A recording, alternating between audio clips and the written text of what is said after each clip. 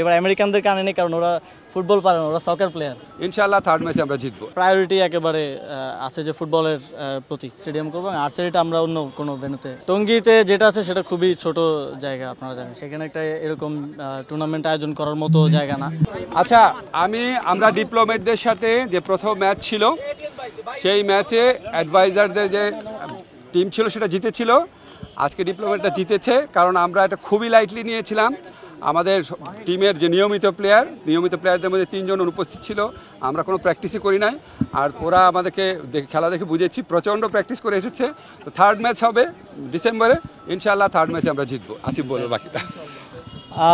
ডিপ্লোমেটদের সাথে আমাদের এই আয়োজনটা অনেকে বলতে পারে যে কেন, এটা হচ্ছে আমাদের এক তো কূটনৈতিক সম্পর্ক সুন্দর করা, সরকারের সাথে ডিপ্লোমেটদের কূটনীতিকদের একটা অফিস ওয়ার্কের বাইরেও, বাইল্যাটারাল মিটিংয়ের বাইরেও বাইল্যাটারাল গেম আর কি, এবং এর বাইরেও এটা একটা নিয়মিত শরীরচর্চার জন্য গুরুত্বপূর্ণ। আপনারা জানেন যে আগের ম্যাচ এইখানেই হয়েছিল এবং আমরা জিতেছিলাম।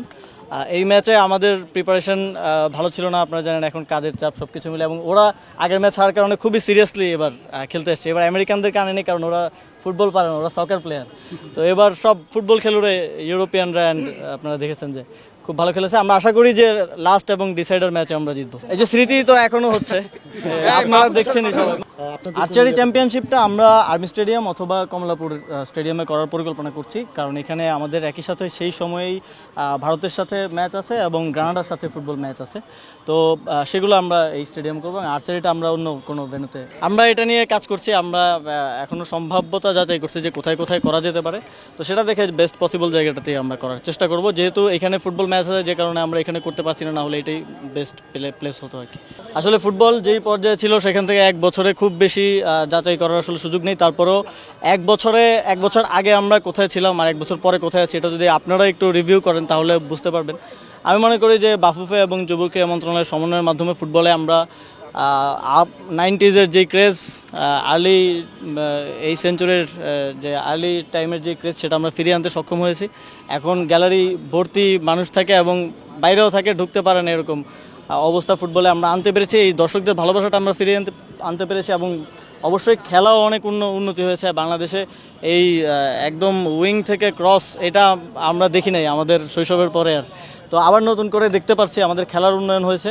তবে সাফল্য আসতে এটা সময়ের প্রয়োজন। আপনারা জানেন যে পৃথিবীর যেই দেশগুলো এখন ভালো খেলে, তারা 10 বছর, 15 বছর, 20 বছর ধরে তাদের ইনফ্রাস্ট্রাকচার ডেভেলপ করছে, তাদের অ্যাডভান্স লেভেল ট্রেনিং দিচ্ছে প্লেয়ারদের, তাদের ওই লেভেলের ইনভেস্টমেন্ট আছে। তো এই সব কিছু না হলে টোটাল ইকোসিস্টেমটা তো ভালো করা রাতারাতি সম্ভব না। তবে 1 বছরে যতটুকু বাফুফে করতে পেরেছে, আমি মনে করি এটা তাদের সফলতা। টঙ্গীতে যেটা আছে সেটা খুবই ছোট জায়গা, আপনারা জানেন। সেখানে একটা এরকম টুর্নামেন্ট আয়োজন করার মতো জায়গা না। তো সেই জায়গা থেকে আপনারা জানেন যে আর্মি স্টেডিয়ামও যথেষ্ট বড় স্টেডিয়াম, এবং সেখানেও যথেষ্ট ম্যানেজ করে রাখা হয় স্টেডিয়াম। আর বেস্ট হতো আমি যেটা বললাম এখানেই করাটা, কিন্তু এখানে আমরা পারছি না, কারণ ফুটবল, আপনারা জানেন যে আমরা এখন প্রায়োরিটি একেবারে আছে যে ফুটবলের প্রতি, এবং ওই ম্যাচগুলো ইন্ডিয়ার সাথে এবং গ্রানাডার সাথে একই খুব কাছাকাছি সময়ে 2টা ম্যাচ। তো সেই কারণে আমরা দুঃখজনকভাবে পারছি না এখানে করতে, বাট আমরা সুইটেবল এবং বেস্ট পসিবল প্লেসেই আয়োজন করব। ঠিক আছে, থ্যাংক ইউ।